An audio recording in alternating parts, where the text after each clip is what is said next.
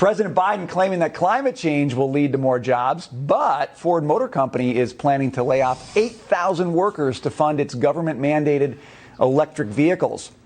Here now to weigh in is Liz Peek, FoxNews.com columnist, and Daniel Turner, Power of the Future director. Great to see both of you. We got the conversation on energy started with Steve Forbes, but I want to keep it going here. Daniel, first to you on the Ford Motor Company layoffs. Green is supposed to mean jobs, but it's meaning cuts in the thousands right now at one of America's biggest car companies. Daniel, your reaction to that? Well, I mean, we've been hearing about green jobs since the Obama administration promised them. So to have the Biden administration promising green jobs is nothing new.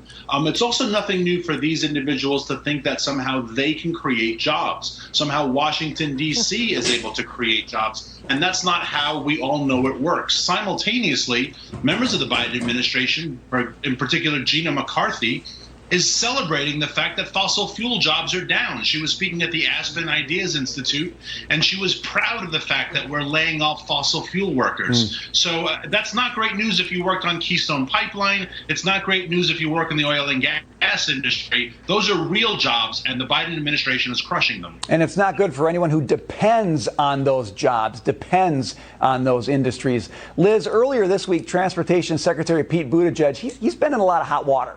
He said rising gas prices are beneficial for electric vehicle owners, but now he's changed his tune, tweeting this yesterday, quote, "Good morning. Gas prices are going down." Liz, what does Pete Buttigieg really think here? I think I know, but he seems to want to have it both ways. Well, look, he's just sort of an elite liberal ideologue who's out of touch with actual people. I mean, yes, he wants it both ways. He wants everyone to buy an EV, even though they're extremely expensive.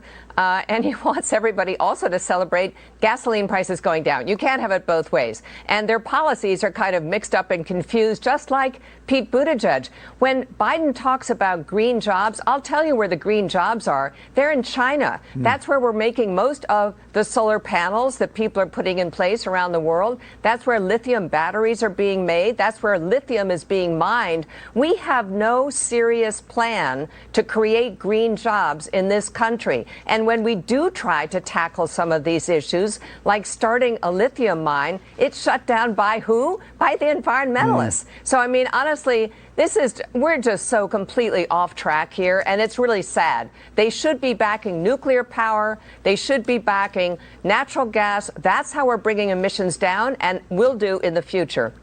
Daniel, you saw the president today in his brief remarks to his economic team talking about gas prices and energy, and he is just browbeating the energy industry, the oil and gas companies in America. Charge lower prices, refine more product, use your leases. As somebody who's in that industry and understands how those processes work, that's got to drive you nuts because it's completely missing the reality of what it means to actually build energy infrastructure in this country, Daniel. It really does, and I appreciate you mentioning that. You know, Biden had the chance, and as president, he has multiple chances. He had the chance just a few weeks ago to sit down with energy CEOs, and he declined it. He sent a cabinet secretary instead, right? He doesn't want to go to Texas. He'll go to the Saudis, of course, and ask them. He doesn't want to look at refineries. He doesn't want to go on any rigs. He doesn't want to talk to us about what we need. And as you just mentioned in your last segment with Steve Forbes, if these are 5-year projections to start drilling for oil, but you know this industry, this administration is going to punish you every step of the way. And if he understood what it took to extract oil and gas from the ground, he would understand why why investment is drying up. So he just would rather stick his head in the sand and go ask the Saudis and the Iranians for oil instead. Liz, I want to come back to something I asked Steve Forbes about. I think you'd have an interesting take on this as well. It's fascinating to me to watch as we get ready to get the second quarter GDP numbers and find out where this economy really stands. Fascinating to me to see the president's advisors out there trying to message the meaning of a recession. In your mind, does that mean they are preparing for a very bad result and a very clear indication that this economy is in trouble? Well, we know that it's in trouble. We know that manufacturing is trending down. We know, by the way, that layoffs are accelerating.